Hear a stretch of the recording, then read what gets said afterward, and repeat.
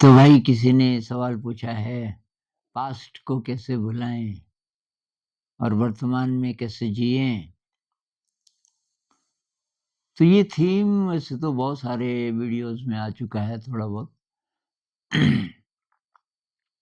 और बहुत महत्वपूर्ण थीम है। अब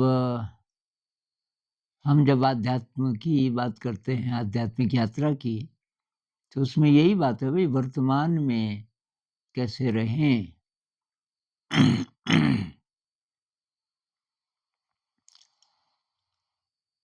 पास्ट को कैसे भुलाएँ?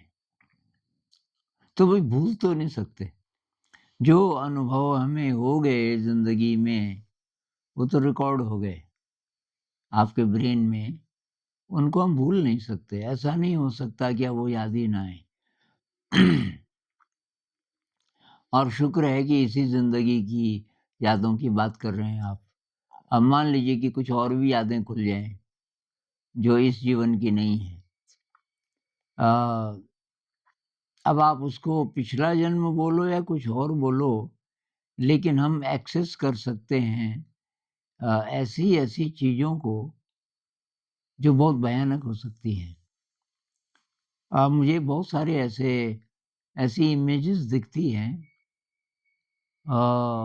या तो ड्रीम्स में, लेकिन ध्यान में भी बहुत बार कि बहुत खतरनाक, जैसे युद्ध हो रहा है, लोग मारे जा रहे हैं और अब मैं वहाँ क्यों हूँ, मुझे ये बात समझ नहीं आती कि मैं भी युद्ध में शामिल हूँ या मैं मुझे दिखाई दे रहा है, लेकिन उसका जो उसमें जो फीलिंग है, जो डर की, इनसिक्योरिटी की, वो 1 सेकंड के लिए, स्प्लिट सेकंड के लिए ऐसा लगता है कि ये अभी हो रहा है जैसे। वो कहाँ से आती हैं? वो इस जन्म की यादें नहीं हैं। तो कोई भी इमेज आए, कहीं से भी आए, चाहे वो पिछले जन्म की हो, चाहे वो कहीं और की हो और अपने जीवन की तो बहुत सारी यादें हैं ही बहुत क्लियर। जो खत्म हो गया, वो हो गया। हमें बार एक तो ये याद करना है कि भई सब चलाएमान है, कुछ स्थिर नहीं है। तो ये अप्रोच होनी चाहिए हमारी हर चीज़ में कि भई कुछ स्थिर नहीं है। कहने का मतलब कि ऐसा मान के मत चलो कि बस अब ये बदलेगा नहीं, ये परमानेंट हो गया। परमानेंट कुछ नहीं है जीवन में, सब बदलेगा, सब बदलेगा। तो इसमें फिर कैसे जिएँ? तो संत लोग कहते हैं डांस की तरह जियो। टैगोर जी कहते हैं कि आपको डर लगता है डांस से, ये जो घटनाएँ हो रही हैं, उतार-चढ़ाव आ रहे हैं ज़िंदगी में, ये उसी तरह है जैसे कि ये म्यूज़िक बजता है और उसके साथ हम डांस करते हैं। तो परमानेंट मतलब एक एक गाना या एक सुर को परमानेंट कर दें तो डांस का तो मज़ा ही खत्म। डांस का मतलब ही ये है कि भई संगीत बदल रहा है हर समय। तो भई इसके लिए ही मेडिटेशन है। थोड़ा ध्यान का अभ्यास कीजिए। ध्यान के अभ्यास से एक तो आपकी शक्ति बढ़ती है अंदर की और ये हमारी जो सूक्ष्म जो इंसानी शक्तियाँ हैं ना, बुद्धि है, विवेक है, इंटेलिजेंस है, इनसाइट है, ये चीज़ें बढ़ती हैं धीरे-धीरे। हमारी देखने की, समझने की शक्ति धीरे-धीरे बढ़ती जाती है। और दूसरी बात कि जो चला गया, उसको हम धीरे-धीरे आसानी से फिर एक तरफ कर सकते हैं। भई जितना आप वर्तमान क्षण में जीना सीखेंगे, उतना जो पास्ट की पकड़ है ना, यादों की पकड़, वो खत्म होती रहेगी। दूसरी बात चिंताएँ, अब पास्ट की बात नहीं भी है, पर बहुत प्रकार की चिंताएँ दिमाग में आती रहती हैं। बहुत लोगों की फ्यूचर से संबंधित। कोई प्रॉब्लम है परिवार में या आपकी ज़िंदगी में तो अब क्या होगा? वैसे कैसे होगा? अब ये सोचते रहते हैं। आप खाना बना रहे हैं, आप पढ़ाई-लिखाई करना चाहते हैं, आप कुछ भी कर रहे हैं और वो भी चल रहा है। मन में वो चिंताएँ भी चल रही हैं कि अब ये क्या होगा? अब वो क्या होगा? तो इसमें भी अगर ये विवेक काम करने लग जाए, भई जो होगा वही होगा। तुम्हारे अ, तुम्हारे सोच-विचार से, चिंता करने से कुछ बदलेगा नहीं, केवल तुम परेशान हो जाओगे और कुछ नहीं होगा। ये विवेक लेकिन ईज़िली अवेलेबल होता नहीं। तो इसके लिए मेडिटेशन है, सेवा है, क्रिएटिविटी है। जब हम दूसरों का दुःख-दर्द समझने लगते हैं और उनके लिए कुछ करते हैं, तब अपना दर्द जो रहा भी होगा, वो धीरे-धीरे, धीरे डिसॉल्व होने लगता है। तो एक तो भई ये कीजिए, मेडिटेशन कीजिए, सेवा कीजिए। ये खाली टाइम ऐसे ही बैठे मत रहिए। ये फ़ोन पे उँगली मत घुमाते रहिए, इससे एनर्जी अ, वेस्ट होती है और थोड़ा लेज़ीनेस आती है, मेंटल लेज़ीनेस। हमारे दिमाग में मतलब सोचने, समझने, विचार करने की जो शक्ति है, वो क्षीण होती रहती है। ये जब से ये स्मार्टफ़ोन आया, स्मार्टफ़ोन ही नहीं मतलब ये आदत है हमारी। तो क्रिएटिविटी 3-4 चीज़ें हैं, आप इनका अभ्यास करोगे, तो ज़िंदगी बदलनी शुरू होगी। मेडिटेशन का अभ्यास कीजिए, केवल बैठ के नहीं जिसको आजकल माइंडफुलनेस बोलते हैं ना, बुद्ध तो वही बोलते हैं कि भई हर समय सुत्ते जागृते संपजानाति बाद में ये भी बोलते हैं कि आप सोए हो या जागे हो, बाद-बाद में शायद ऐसा भी हो जाता होगा कि आप सोए हैं और आपको पता है कि मैं सोया हूँ। इतना ज़्यादा आप ध्यान में रहने लग गए। लेकिन कुछ भी काम करते हुए आप अवेयर हैं, इसकी प्रैक्टिस करनी है पूरे दिन और ये खाली नहीं बैठना कि कुछ काम नहीं है जी और फ़ोन लेके बैठ गए, ऐसा मत करो।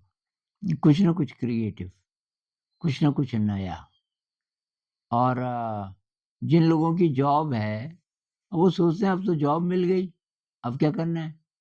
नहीं, क्रिएटिविटी जब कोई म्यूज़िकल इंस्ट्रूमेंट सीख लो, किसी को पेंटिंग का शौक है, किसी को डांस का शौक है। कोई एक जैसे कोई महिला कह रही थी कि डांस का तो बहुत शौक था, अब टाइम नहीं मिलता। टाइम मिल जाएगा, 5 मिनट तो मिलेंगे, भई 5 ही मिनट भी बहुत है। आप जॉब करते हो तो सुबह जल्दी जाना पड़ता है, जब तक घर आते हो तो अंधेरा हो जाता है, वो तो ठीक है, फिर भी टाइम मिलता है, मिल सकता है। तो कोशिश कीजिए क्रिएटिविटी, मेडिटेशन, क्रिएटिविटी, निस्वार्थ सेवा, ग्रैटिट्यूड का अभ्यास। अभी कुछ दिन पहले हमने एक वीडियो बनाया था और एक कोई कमेंट ऐसा था कि मैं रिक्शा जैसे किया तो जो उतरते टाइम मैं थैंक यू बोलती हूँ रिक्शे वाले को। ये ग्रैटिट्यूड का अभ्यास है। रिक्शे वाले को कितना अच्छा लगेगा, नहीं तो कौन पूछता है रिक्शे वाले को? बल्कि उल्टा जो होता है, "हाँ भैया, कितने रुपए हुए?" कि "मैडम जी ₹55" "काहे के ₹55? अभी मैं परसों गई थी।" अब चाहे झूठी बोल रही हो, अब ₹45 लगते हैं, 55 नहीं लगते। वही एक तो बेचारा आपको खींच के कहाँ से कहाँ ले गया।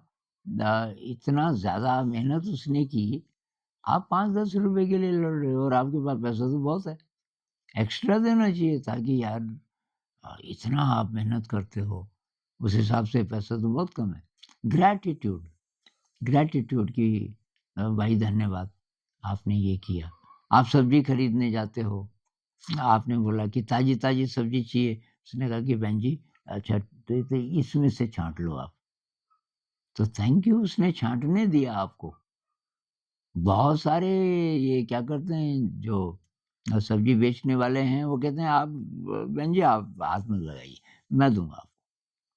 आप टमाटर दे दिए, कुछ ठीक है, कुछ ठीक नहीं है। तो कम से कम इसने बोला कि आप छाँट लो। नहीं भी बोला होता, तभी भी कम से कम मुस्कुरा जाओ। मन ही मन में बोल दो उसको थैंक यू, ज़ोर से ना सही। तो यही महिला और क्या कह रही थी कि जब मैं बस से उतरती हूँ, मैं ड्राइवर को थैंक यू बोलती हूँ। तो ये भी एक तरीका है अपनी अ, ग्रेटफुलनेस की फीलिंग को बढ़ाने का। अभ्यास से बढ़ती है ना चीज़ें। तो मेडिटेशन, क्रिएटिविटी, निस्वार्थ सेवा, ग्रैटिट्यूड, ये चीज़ें।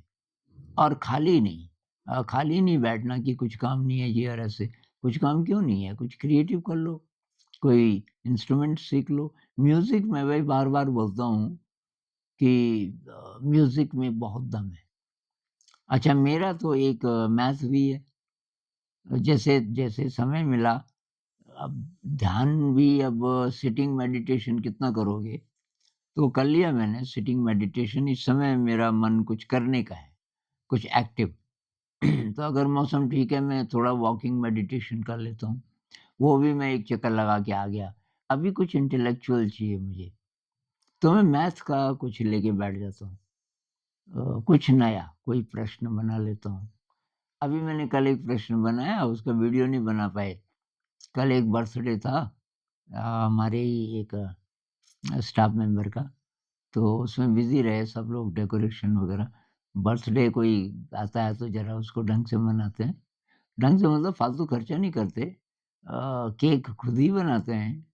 अ, आटे का बन जाता है बहुत शानदार और उसपे लिखाई अब आर्टिस्ट एक से एक हैं, हमारे टीचर्स में से। तो मतलब ऐसी-ऐसी आर्ट कर देते हैं कि कमाल की आर्ट।